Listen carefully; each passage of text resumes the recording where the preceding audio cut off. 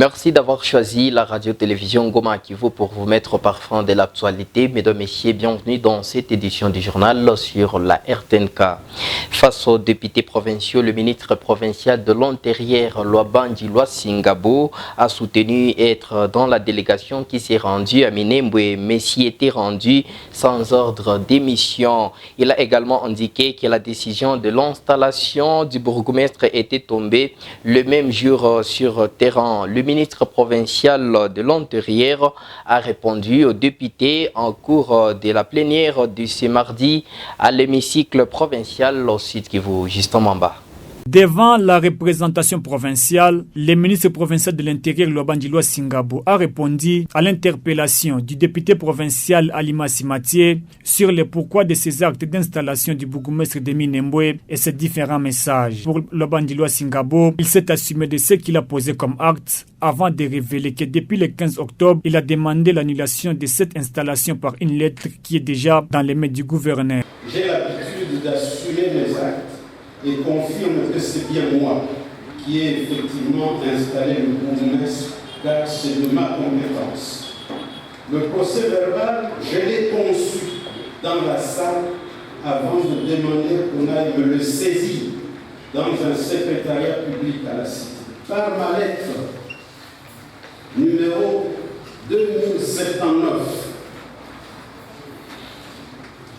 du 15 octobre 2020, j'informais Monsieur le gouverneur de province de ma décision de procéder à l'annulation du procès verbal d'installation du bourgmestre de la commune de Minembwe du 28 septembre dernier, pour ne pas donner l'impression d'être en contradiction avec la décision du chef de l'État. De sa part, le député initiateur Mati Alimassi indique que sa préoccupation était d'avoir tous les détails, mais réserve sa suite le jour de la réponse du ministre, soit le vendredi. Interpeller les ministres pour plusieurs raisons. Le ministre, c'est lui qui aurait fait des conférences de presse. Le ministre, c'est lui qui aurait fait les communiqués au niveau de Mwenga. Le ministre, c'est lui qui a signé les PV. À mon humble avis, j'ai trouvé que c'est le ministre qui est responsable de tout ça qui s'est passé à Minembwe. L'organe délibérant a accordé au ministre 72 heures, soit 3 jours, et reviendra le vendredi pour la réponse avant de décider si la procédure sera clôturée ou suivie. Et dans le secteur de l'éducation, les frais scolaires qui doivent payer les parents d'élèves des écoles publiques sont désormais connus. Ces frais sont repris dans un arrêté que le gouverneur des provinces vient de signer et qui reprend les frais qui seront payés à l'école maternelle et au secondaire. Rosine Migabo nous en dit plus.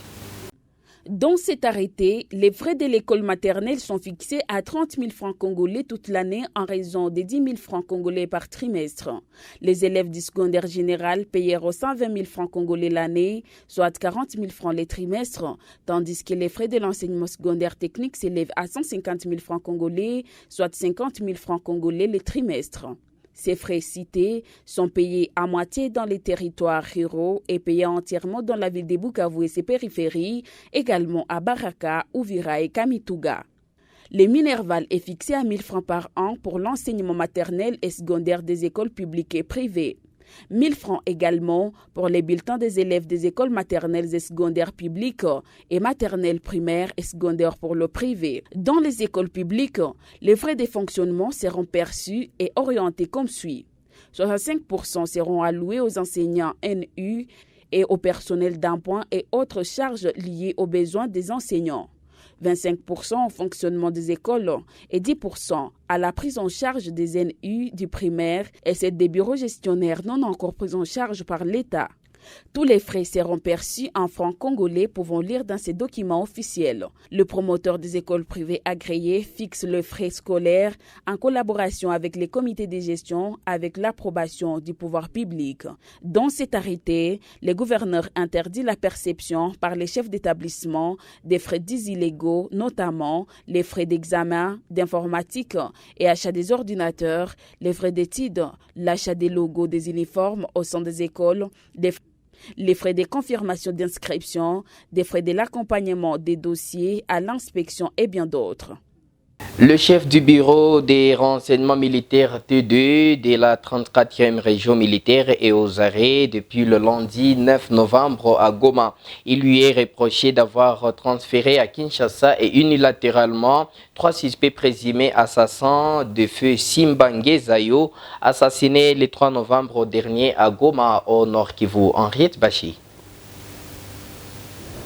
Le commandant du bureau de renseignement militaire TD aurait pris à lui seul la décision de transférer à Kinshasa en date du 5 novembre dernier les 3 présumés suspects de l'assassinat de Simbange Zayo dans la matinée du 3 novembre. Selon des sources sécuritaires, ni le commandant région, le général de brigade Dieudonné Kapinga Mwanza, ni le commandant provincial de sécurité n'étaient au courant de ces transferts. Le commandant de la 34e région militaire aurait appris la nouvelle quelques minutes après le départ de suspects de Goma. La même source indiquait le téléphone qui a permis aux services de sécurité de localiser la position de ces suspects était jusqu'à lundi gardé par le chef TD. Mais 2 SIM cartes auraient disparu, précise-t-il. Le commandant TD et un major, toujours du bureau TD, sont présentement à la disposition de la justice militaire. Pendant ces temps, un autre suspect dans cette affaire est toujours en cavale. Depuis la semaine dernière, la police a lancé un avis de recherche. Le porte-parole militaire, le major Njike Kaiko, a promis de donner plus de détails sur cette affaire après conclut nos confrères de Radio Okapi.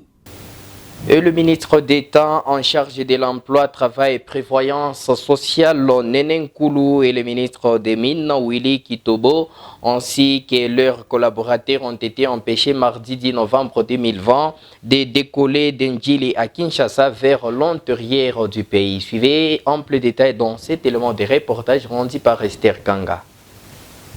D'après une source proche du ministre de l'Emploi, déjà de l'avion, ces 2 membres du gouvernement ont été priés par le service de direction générale de migration DGM de quitter l'avion au motif que leurs ordres de mission, dûment signés par le Premier ministre, n'ont pas été contresignés par le directeur du cabinet du chef de l'État.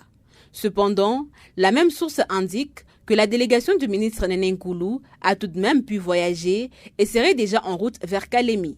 Les 2 ministres Nenen Koulou et Willy Kitoba sont du Front commun pour le Congo FCC.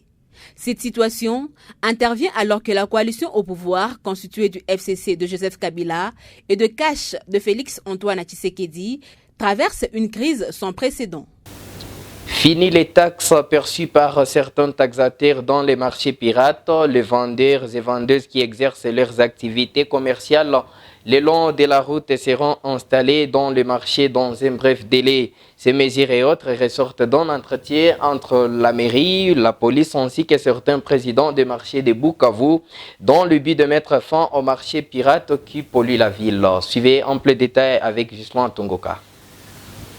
À en croire le colonel Jano Chomba, nouveau commandant ville, ces mesures et autres s'inscrivent dans la mesure de remettre l'ordre public et réduire les accidents enregistrés suite au marché pirate. Il souligne que ces vendeurs qui étalent leurs produits sur les artères principales seront tous déguerpis calmement et sans tracasserie. Ils seront ensuite installés dans un des marchés de la ville selon les axes.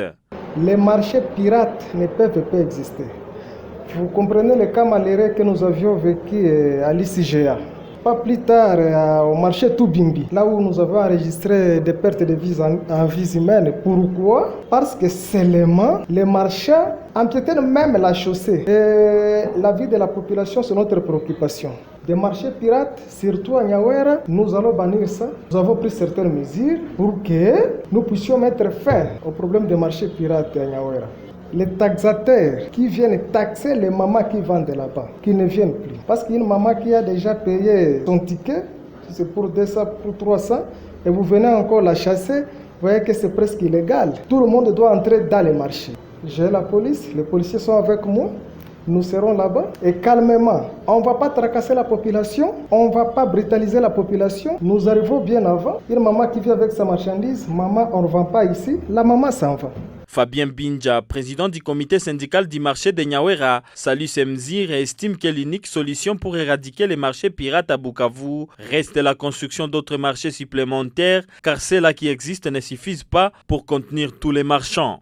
Nous, on avait estimé que la solution pour les marchés pirates, c'est la construction des marchés, pas seulement les marchés de Nyawera. Si on construisait peut-être un autre marché à Kadutu, à Bagira et ici à Ibanda, cela pourrait nous aider à éradiquer les marchés pirates.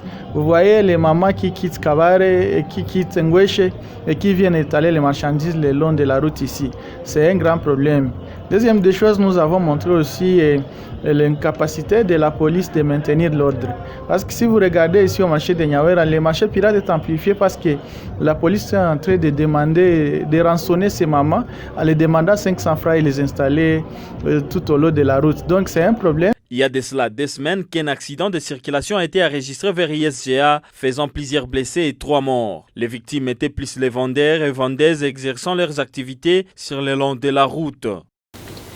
La société civile du territoire de Kabare salue l'arrestation du seigneur de guerre Chokano et ses éléments capturés par les forces armées de la République FARDC ce lundi 9 novembre 2020 en groupement d'Irambi Katana. Cette structure citoyenne l'a exprimé dans une interview accordée au reporter de la radio-télévision Goma Kivu ce 10 novembre 2020, Henriette Bachi.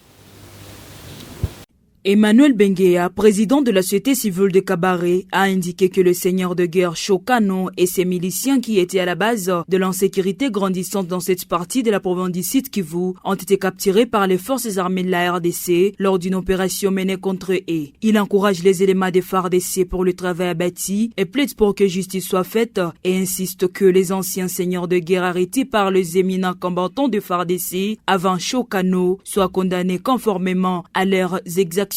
Toutefois, il demande à la population de continuer à collaborer avec les éléments de FARDC. La population en général, les acteurs de la société civile sont très déterminés de collaborer avec les éléments de FARDC que nous félicitons encore une fois pour ce travail si noble qu'ils ont fait pour mettre la main sur Chokano, collaborer avec plusieurs rebelles qui opèrent dans les PNKB, qui imposent leurs lois dans la communauté des territoires de Calais et Kabare. Notre source ajoute que dans le seul mois d'octobre, ces hommes armés ont tué 3 personnes par balle dans le village de Kaungu et Mabingu, dont des jeunes d'une même famille et un mineur, ainsi que d'autres plusieurs cas d'enlèvement d'enfants de moins de 10 ans ont été signalés. Mesdames, Messieurs, ainsi prend fin cette édition du journal sur la radio-télévision Goma Kivu. Merci de l'avoir suivi. Merci également de rester fidèle pour la suite des programmes sur les tam-tams numériques. Perfectionnez-vous bien tous les jours dans l'assurance qualité pour un lendemain meilleur. Mesdames, Messieurs, au revoir.